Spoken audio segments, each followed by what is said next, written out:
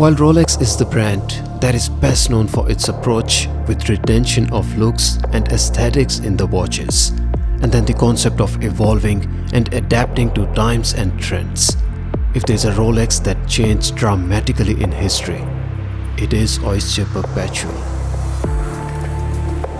Where we have Submariner, GMT, Daytona, Explorer and Yachtmaster, which are all Oyster Perpetual too.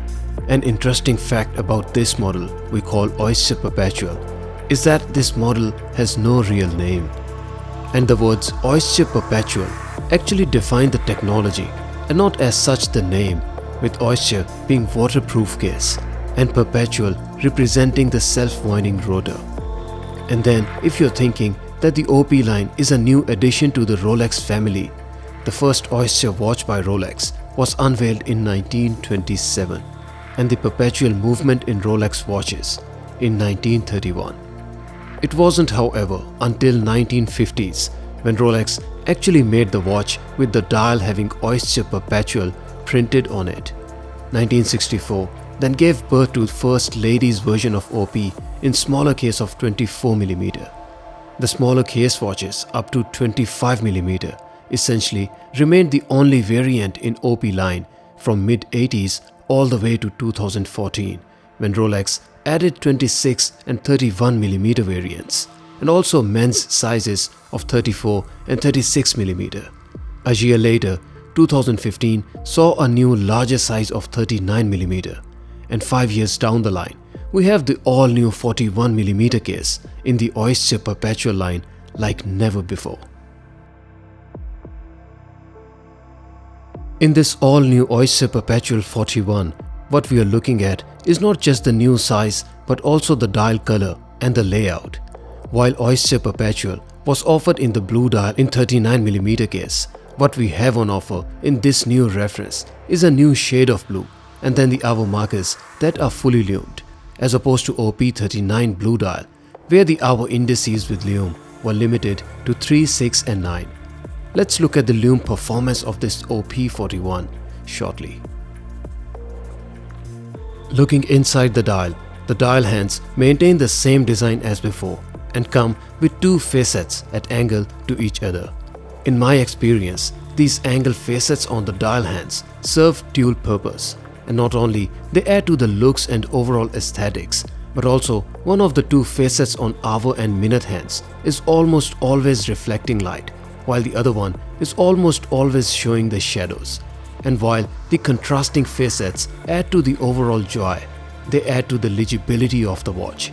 And in result, you have a watch with great time reading legibility in even challenging light conditions.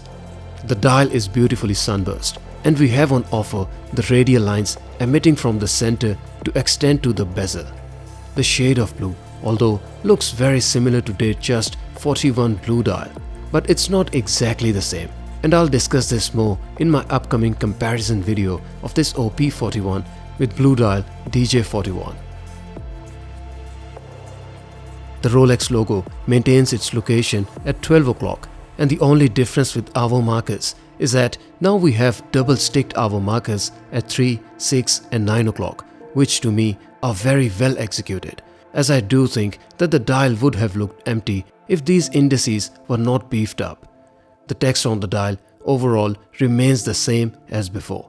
Similar is the case with the bezel, and we have same smooth bezel as before, and overall the all-new OP41 maintains its aesthetics as before but comes in a larger and more wrist-present size.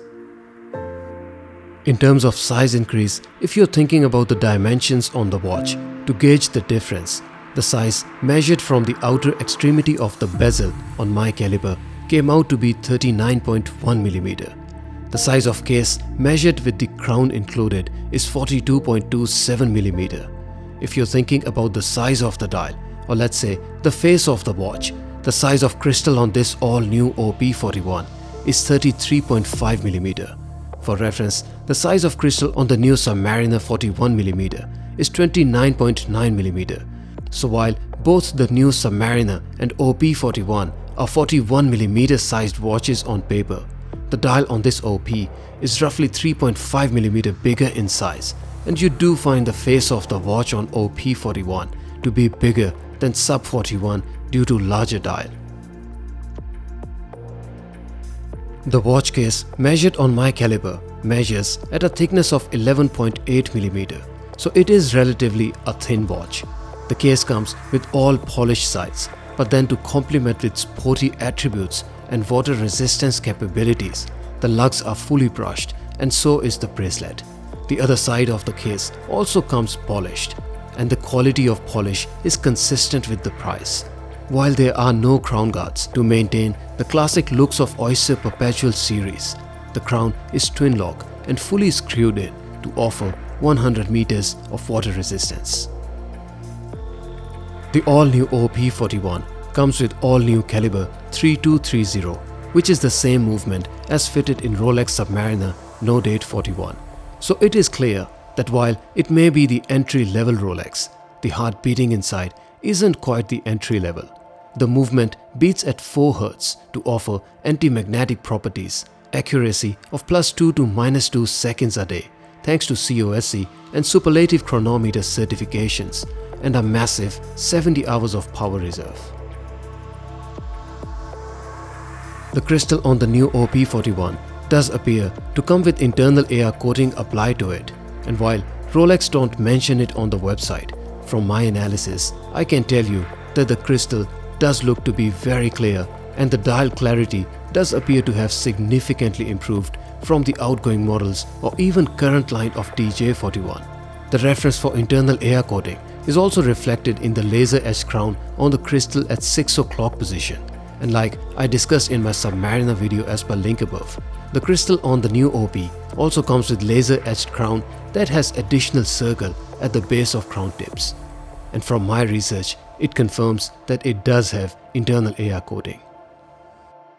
If you did check my review on OP39 with macro shots, things at Rolex since then appear to have definitely improved. The hour hand under the macro in this all-new OP41 does not appear to have any scratches or signs of poor workmanship. There are minor dust particles, but that's really it, and you can't really spot them without the use of loop. The minute hand maintains the same quality, and aside from some dust particles, there's no scratch marks on side. The seconds hand does have some superficial scratches on the surface, but nothing really of concern.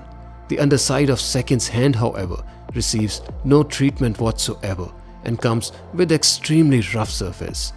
The Rolex logo at 12 o'clock is crisp, and there are no cracks or surface flaws on side. Similar is the case with dial treatment, and under the macro, the way the radial lines are defined is indeed impressive. The hour markers alongside the edges of facets look to come with decent level of finish, and while there is dust and debris you can see here and there, you really can't spot them with naked eye. So again, I would personally not consider them of serious or extraordinary nature. As we have the dial hour markers filled with Loom, and then since it is a classic yet sports watch, Loom performance is worth having a look at. And the watch in return comes with amazing Loom that is not only bright and beautiful, but also very symmetrical too. The blue Loom is indeed gorgeous, but the outgoing OP39 had green Loom of its own character, which is duly missed in this Loom shot too. The hour and minute hand have not only different length of luminous material, but also different thickness too, so it is very easy to read the time even in complete dark. The seconds hand comes with no Loom, so this is now a two-hander watch in the dark. I left the watch in the dark for another 10 minutes, and overall the Loom maintained its brightness enough to allow time reading, and the loss of brightness is also consistent between the hour markers and the dial hands, so I take it as a pass.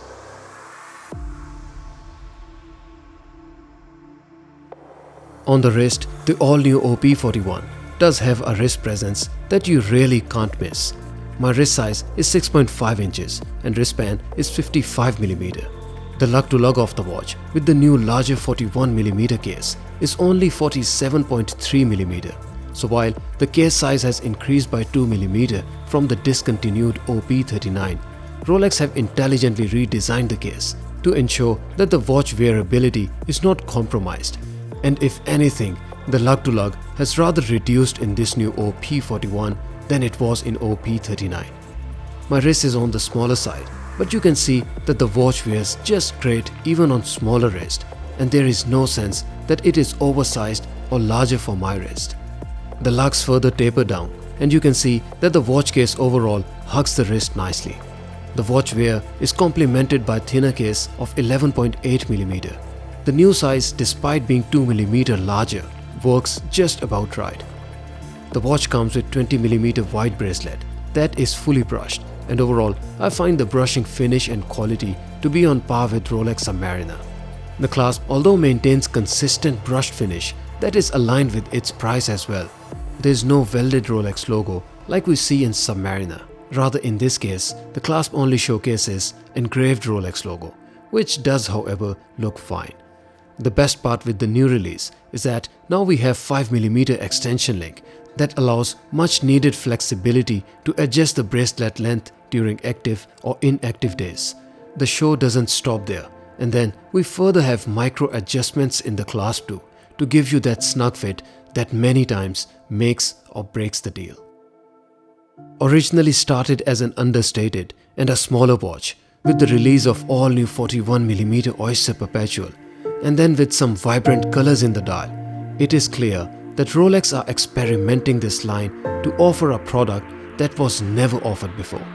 A watch with relatively louder looks and profile, yet in a wearable size. A watch with sporty characters and all brushed bracelet, yet with enough polishing on the case sides and bezel to make it versatile for dressy occasions too. A watch with entry-level price tag, yet the desired Rolex attributes of consistency, lume and accuracy. And then, if the history of the watch or brand is what draws your attention, the first Rolex with printed name of Oyster Perpetual was unveiled years before the most iconic watch or Rolex we know of, the Submariner. In fact, it was even unveiled years before the first Rolex professional watch, the Explorer.